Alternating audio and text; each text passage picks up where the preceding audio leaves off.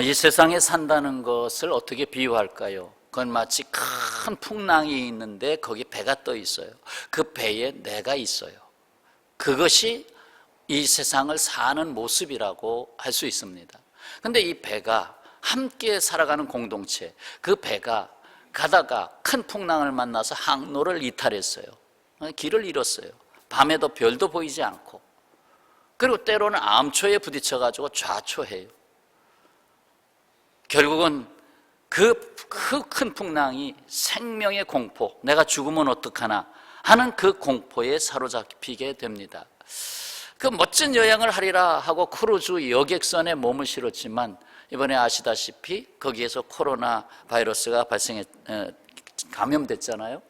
그래가지고 그냥 꼼짝달싹 못하고 어떤 분들은 창문도 없는 그 방에서 그냥 그렇게 몇 주간을 지내야 되고, 또 한 사람 발견되면 모르겠어요. 거기서부터 또 2주간을 갈는지. 참 그런 어려움들이 지금 계속되고 있습니다. 봉쇄된 우한 도성 안에서도 죽음과 상실이라고 하는 그 공포에 직면하고 있습니다. 지금까지 찾아보지 못했던 인생에 대한 물음표, 느낌표. 산다는 것이 무엇일까? 그동안 살아온 것은 무엇일까? 내가 혹시나 죽는다면 하고 이런 하나의 인생에 있어서 가장 깊은 질문들을 이러한 때일수록 던지게 됩니다. 그러면서 나름의 수업, 인생 수업을 받게 됩니다. 오늘날 이 사태 속에서 이 지구촌에서 사실상 인생 수업을 받고 있다 봅니다. 호스피스 운동의 선구자로서 타임지가 선정한 20세기 100대 사상가 중에 한 사람으로 정신의학자 엘리자베스 퀴블러 로스라는 사람이 있습니다. 그의 제자 데이비드 캐슬러와 함께 불치병을 앓는 아이들, 죽어가고 있는 거죠. 에이즈 환자, 그리고 죽음을 앞에 둔 노인들과 함께 일하며 죽음 직전의 사람들과 인터뷰한, 수백 명의 사람들과 인터뷰한 것을 책으로 냈어요. 2001년에 발간됐는데 그것이 바로 인생 수업입니다. 인생 수업. 그 책이 상당히 관심을 많이 받았는데 핵심은 이렇습니다.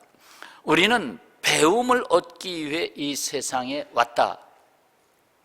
태어나는 순간 누구도 예외 없이 삶이라는 학교에 등록한 것이다. 수업 시간이 하루 24시간인 학교에 살아있는 한 수업은 계속된다. 그리고 충분히 배우지 못하면 수업은 언제까지나 반복될 것이다. 이번에 이 바이러스 사태도 충분히 수업이 안 되면 또 반복될 것이다. 사랑, 관계, 상실, 두려움, 인내, 받아들임, 용서, 행복 등이 이 학교의 과목들이다. 많은 사람이 삶이 곧 상실이고 상실이 곧 삶이라는 것을 이해하지 못한 채 평생 상실과 싸우고 그것을 거부한다. 상실 없이 삶은 변화될 수 없고 우리도 성장할 수 없다. 또한 고통을 겪는 것만이 고통에서 벗어날 수 있는 유일한 길이다. 삶의 가장 어두운 시간에도 우리는 성장하고 있다. 삶의 비극은 인생이 짧다는 것이 아니라 정말 중요한 것이 무엇인가를 너무 늦게 깨닫는 것이다. 곧 죽음 앞에서 깨닫는 것이다. 삶은 탄생에서 죽음에 이르는 수업이며 오늘 우리가 불행한 이유는 삶의 복잡성 때문이 아니라 그 밑바닥에 흐르는 단순한 진리들을 놓치고 있기 때문이다. 살고 사랑하고 웃으라, 그리고 배우라. 이것이 우리가 존재하는 이유다. 그 영어로 써 있는 거 보면 상당히 의미가 있어요. 다 L자로 시작되죠. live, love, laugh, run. L자로 시작한 4글자를 다시 한번 담아보게 됩니다. 나아가 이 수업은 궁극적으로 나 자신이 누구인가 하는 깨달음으로 우리를 데리고 간다. 그것이 이 수업의 완성이다. 결국 죽음 앞에서 수업이 거반 끝나죠. 그렇습니다. 인생은 그렇게 자로 잰 듯이 측정되는 것이 아닙니다. 오히려 수많은 우여곡절 속에서 하나님이 지으시고 이 세상에서 건져내신 나를 찾게 되는 것입니다. 그리고 내가 나만을 위한 존재가 아니었다는 것을 더욱 중요하게 깨닫게 되지요. 사실 학교에서 수업받는 것은 인생 수업의 100분의 1이나 될까요? 정말 수업은 학교를 졸업하고 나서 오히려 시작되는 것입니다. 그게 인생 수업이에요. 오늘 사도행전 27장 말씀을 통해서 우리는 풍랑을 만난 그 배에 함께 동승하겠습니다. 사도 바울이 구원의 복음을 전하는 일로 죄인이 되어서 기소당했습니다.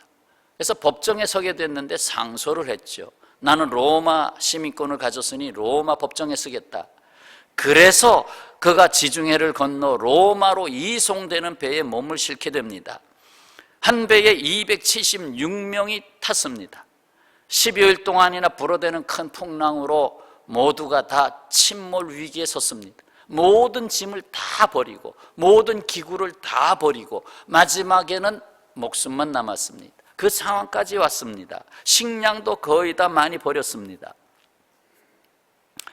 하나님은 이 풍랑 가운데 사도 바울에게 그 세상 이 풍랑으로 떠내려가는 삶의 자리, 죽음으로 떠내려가는 삶의 자리에 주신 닷, 배를 고정시킬 수 있는 닷을 몇 가지 주셨는데 그 닷, 적어도 4개에서 5개의 닷을 본문에서 발견하게 되는데 오늘 2개만 하겠습니다. 조금 오늘 예배를 10분간 단축하겠습니다. 오래 앉아 있는 것이 부담이 되는 그런 때가 돼서 한 10분간 좀 줄여보겠습니다. 자, 첫째는 하나님 말씀이라는 견고한 닻이 있습니다. 하나님의 말씀. 자, 23절입니다. 내가 속한 바 곧 내가 섬기는 하나님의 사자가 어젯밤에 내 곁에 서서 말하되, 어젯밤도 여전히 큰 풍랑은 일었고 캄캄하고, 근데 거기서 하나님의 말씀이 임했습니다. 바로 거기에 말씀이 임했습니다. 이 세상은 지속적인 평안을 줄 수가 없습니다. 평안하다 할 그때에 예기치 않은 사고를 당하고 잘 나간다 할 때에 시련 같은 풍랑이 다가오고 잘 되어간다 할 때에 사기를 당하고 이젠 되었다 할 때 건강의 위협으로 침상에 눕게 되는 등 참 이 세상 여기가 좋사오니 하고 정박할 곳이 없습니다. 마치 닻을 내렸는데 배가 여전히 쓸려가요. 왜 그런가 했더니 모래바닥에다가 닻을 내린 거예요. 모래에다가 인생을 건축한 거예요. 또 내려가는 모래에 닻을 걸고 안심하고 있어요. 여기에 주님은 말씀에 닻이 있다고 말씀하는 겁니다. 바로 말씀 임재하는 자리입니다. 시편 119편 말씀을 기억합니다. 주의 법이 나의 즐거움이 되지 아니하였더라면 내가 내 고난 중에 멸망하였으리이다. 그 말씀이 나를 붙잡고 있다는 거지요. 성도 여러분, 오늘도 저와 여러분은 말씀이 있는 여기에 지금 닻을 내리고 있습니다. 다들 야 교회 가면 위험하단다, 지금 모이는 자리에 가면 위험하단다, 그런 때 오히려 여러분은 말씀이 있는 곳에 지금 닻을 내리고 있습니다. 이 세상의 거센 풍랑이 우리를 떠내려가게 할 수는 없습니다. 그 풍랑이 왜 일었어요? 그 풍랑의 성격이 뭐예요? 본래 하나님이 풍랑을 주시기를 원한 건가요? 아니잖아요. 그러면 왜 그런가요? 여기에는 인간의 교만과 오만의 풍랑이 있어요. 인간의 위선과 거짓이 있어요. 권력과 재물의 우상이 있어요. 무지와 착각이 있어요. 그것이 자신을 침몰시키는 풍랑이 되는 것을 너무 늦게 알고 있습니다. 미국 캘리포니아에 가면 태평양이 확 내려다 보이는 산 언덕에 미국의 신문 왕이었던 윌리엄 랜돌프 허스트의 허스트 캐슬이 있습니다. 허스트의 별장 캐슬이 있어요. 아주 대단한 캐슬인데요, 이 허스트 집안은 미국의 신문 34개나 경영한 바가 있었던 아주 어마어마한 부자입니다. 그래서 지금부터 100년 전에 약 1500만 평의 땅을 사가지고 서너 달 동안 여름철에 피서하기 위한 별장을 건축하게 됩니다. 얼마나 어마어마한지 말로 표현할 수가 없어서 그것을 다 구경하려면 아침 8시에 들어가서 저녁 5시에 나와야 합니다. 모든 장식품, 조각, 미술품들은 2000년, 3000년 전에 희귀한 것들이었고, 야외 수영장은 눈 같은 흰 대리석으로 깔았고, 주위에 둘러선 기둥은 로마에서 사다가 세웠고, 실내 수영장의 바닥은 22K 금으로 깔았고, 방의 숫자만 해도 165개나 되었습니다. 특히 1920년에는 스페인의 한 수도원 전체를 다 사서 그것을 분해해가지고 옮겨다가 다시 조립해서 세웠고, 영국의 웨일스 800년 된 성 전체를 사들여 해체 후에 다시 여기에 세웠습니다. 1919년에 착공해서 1947년에 완성됐습니다. 집을 짓는 공사비 빼고도 세계 각국에서 사들인 물건값만 해도 수십 년 동안, 적어도 50년 정도 매년 100만 불 이상의 돈을 투자했습니다. 지금은 관광객들의 눈을 잠시 동안 만족해하는 주립공원이 되었지만, 정작 이 집의 주인 허스트는 이 집에 와 보지도 못하고 죽었습니다. 과연 내가 여름한철 더울 때 가서 쉬리라 했던 거기에 들어와 보지도 못하고 죽었지요. 자신의 인생, 돈이 많다, 어디에다가 닻을 내릴까? 나름의 자신의 닻을 많은 사람들이 물질의 닷, 명예의 닷, 권력의 닷, 쾌락의 닷, 수많은 닷들을 내립니다. 그러나 이 세상의 풍랑이 그냥 두지 않습니다. 과연 그 닻은 생명을 위한 닻이었는가? 다른 사람의 생명을 구원하는 닻이었는가? 생각해 보게 됩니다. 이사야 40장에서 하나님은 말씀합니다. 너희 하나님이 이르시되 너희는 위로하라. 내 백성을 위로하라. 풀은 마르고 꽃은 시드나, 꽃에는 영화로움이 있잖아요.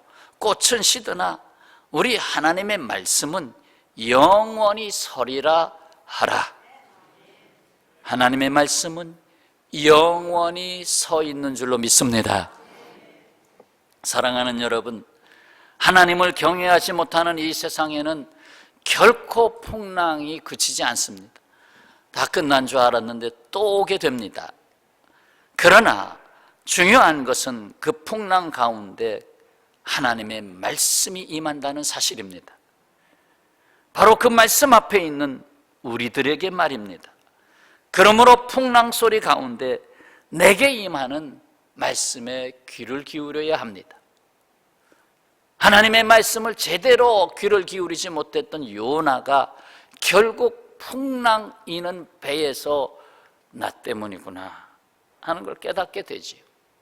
그래서 그 풍랑에 몸을 맡겼을 때에 비로소 하나님이 그를 목적한 대로 이끌어 가시잖아요.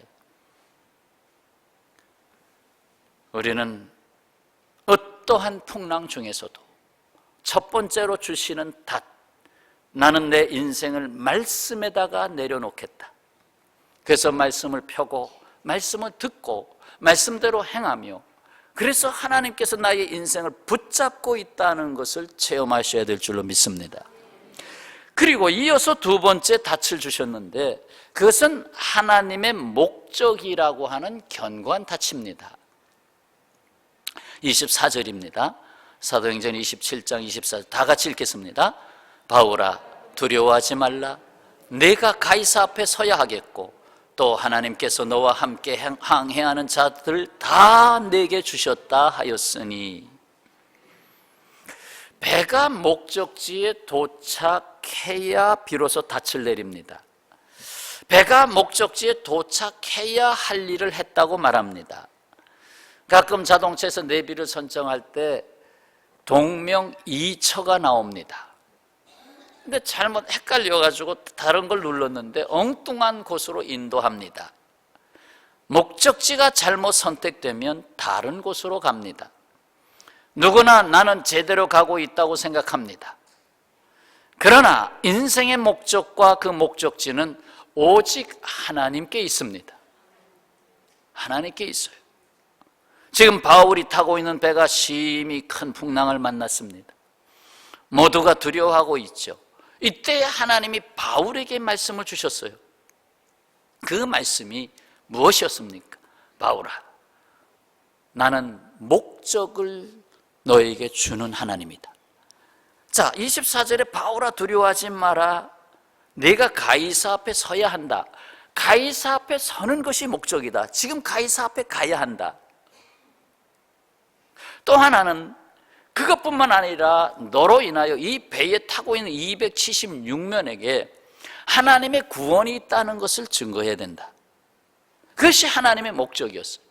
그리고 또 닿게 될 그 멜리데 섬에 닿아서 거기에 있는 이제 다른 종족들에게도 복음을 전할 수 있는 기회를 하나님이 목적을 갖고 계신 거예요. 사랑하는 성도 여러분, 우리 하나님을 믿는 사람들에게는 이 같은 신앙 고백이 있습니다. 모든 존재에는 존재 목적의 원인이 되시는 하나님이 계신다. 존재케 하신 하나님이 계시고 그 존재하는 것은 목적을 갖고 있어요. 산소 하나도 질소 하나도 목적을 갖고 있어요. 물 한 방울도 목적을 갖고 있어요. 더군다나 하나님의 형상대로 지음받은 인간은 하나님과 교통하는 가장 중요한 목적을 갖고 있어요. 우리 인생이 탄생으로부터 죽음을 거쳐서 영원한 천국에 이를 때까지 우리에게는 사랑과 진리의 하나님께서 이끄시는 분명한 목적이 있습니다. 그 목적에 헌신하는 사람이 있을 때 그 풍랑에 있는 공동체, 그 배에 함께한 사람들도 함께 은혜를 받게 됩니다. 그래서 너와 내 집이 구원을 얻으리라 하는 말씀이 적용되는 겁니다. 그렇습니다. 하나님의 목적하심에 닻을 내려야 합니다. 하나님의 목적 중에 첫째 되는 목적을 찾으라 하면 창조주 하나님 아버지께로 돌아오는 일입니다. 사탄과 귀신에 매여 살았던 사람들을 그 매임에서 풀어내어 사랑하는 하나님의 자녀로서 삶을 누리게 하는 데 있습니다. 여러분, 영존하시며 역사하시는 하나님은 우리를 향하신 구체적인 계획과 목적을 갖고 계십니다. 하나님 말씀에 귀를 기울이며 하나님의 목적을 구하시기를 바랍니다. 그리고 거기에 인생의 닻을 내리셔야 됩니다. 그리고 풍랑에 도전해야 합니다. 그 어떠한 폭풍도 하나님의 계획을 무산시키지 못합니다. 오히려 그 폭풍이 감춰져 있던 하나님의 계획을 드러내기 때문입니다. 그동안 듣지 못했던 하나님의 말씀이 그 폭풍 가운데 들리는 것입니다. 요나도 그렇게 들었고 욥도 그렇게 들었습니다. 그렇습니다. 그 어떤 상황도 하나님이 우리를 위하시는 궁극적인 목적을 변경시킬 수는 없습니다. 결국에는 거기로 이끄십니다. 제가 첫째로 좋아하는 말씀, 주께 붙잡힌 바 된 것을 잡으려고 달려가노라. 그 붙잡혔다라고 하는 게 목적 아닙니까? 하나님의 목적에 내가 붙잡혔다. 그러니 나도 그 목적에 나의 인생을 걸고 거기에 나의 인생의 의미와 가치를 두고 달려가겠다. 그거 아닙니까? 여러분, 학교에서 아이들이 진화론을 배웁니다. 창조론은 뭐 기독교에 그런 게 있다 한 줄 정도 지나갈지 모르겠습니다. 그리고 진화론, 종의 기원에 대해서 굉장히 깊이 배웁니다. 왜? 신을 떠난 인간이 신의 존재를 인정할 수 없잖아요. 할 수 없이 궁여지책으로 진화론을 자꾸 연구할 수밖에 없어요. 그러나 결론이 나와 있잖아요. 진화론은 허구적이다라는 게 나와 있잖아요. 안 된다는 거예요. 종에서 종으로 건너뛴다는 게 쉬운 게 아니다. 아무리 원숭이가 1000만 년을 살아도 인간이 되지 않는다. 아무리 우리 집 강아지가 주인과 함께 100년을 살아도 사람과 같이 되지는 않는다. 사람은 사람이다. 하나님이 처음부터 지은 사람이다. 어떻게? 하나님의 목적을 담아주시고 너는 나를 사랑할 것이다. 나도 너를 사랑할 것이다. 너와 나 사이에는 말씀의 언약이 있다. 그 말씀 갖고 함께 살 것이다. 그러니까 처음부터 인간에게 목적을 주신 거예요. 인간은 왜 사느냐 하는 목적을 처음부터 창조할 때부터 줬어요. 그러나 진화론은 목적론적으로는 증명이 안 돼요. 야, 아메바가 번쩍하고 수소, 산소, 질소가 에너지가 들어가서 아메바 단세포가 탄생했단다. 거기서 분열이 일어나서 물고기가 되고 개구리가 됐단다. 그리고 원숭이가 됐지. 그리고 사람이 됐단다. 똑똑한 사람들이 믿을까요? 똑똑한 사람들이 믿을까요? 그러면 우리 2층에 수족관이 있어요. 물고기 앞에 가서 우리의 조상이니까 큰 절을 하면서 조상님 맛있게 드시고 건강하십시오. 언젠가는 사람이 될 겁니다. 기다리십시오. 해야 될 거 아니요. 참 인간의 그 목적의식이 없이 살아가는 인간이 어떻게 이 세상을 이겨나갈 수 있겠습니까? 하나님의 목적에 닻을 내리시기를 축원합니다. 오늘 우리는 사도행전 27장에서 사도 바울이 로마로 가는 바닷길에서 만난 큰 풍랑 가운데 임하신 하나님을 만났습니다. 여기에는 하나님의 말씀이라는 견고한 닻이 있습니다. 하나님의 목적이라는 견고한 닻이 있습니다. 인생의 풍랑이 일 때, 또 이 땅의 이 역사 속에 풍랑이 몰아칠 때 여기에는 인생 수업이 있습니다. 그 풍랑 가운데 말씀으로 임재하신 하나님을 만나시기를 바랍니다. 그 풍랑 가운데 그 풍랑에 빠지지 말고 오히려 하나님이 이끄시는 인생 목적을 주시는 말씀하신 하나님과 동행하시기를 바랍니다. 베드로가 풍랑이는 배에서 벌떡 일어나가지고 주시옵니까? 주님이면 저를 오라 하십시오. 그거 내게 말씀하신 주님이십니까? 그럼 내게 오라 하십시오 해가지고 풍랑 위로 발걸음을 내딛었습니다. 그래서 풍랑 위를 걸은 유일한 사람 베드로 걸었어요. 그러나 풍랑을 보고 다시 두려워하고 염려했기 때문에 빠졌어요. 어찌하여 믿음이 없느냐고 주님 말씀하셨어요. 풍랑 위에 배를 띄운 인생.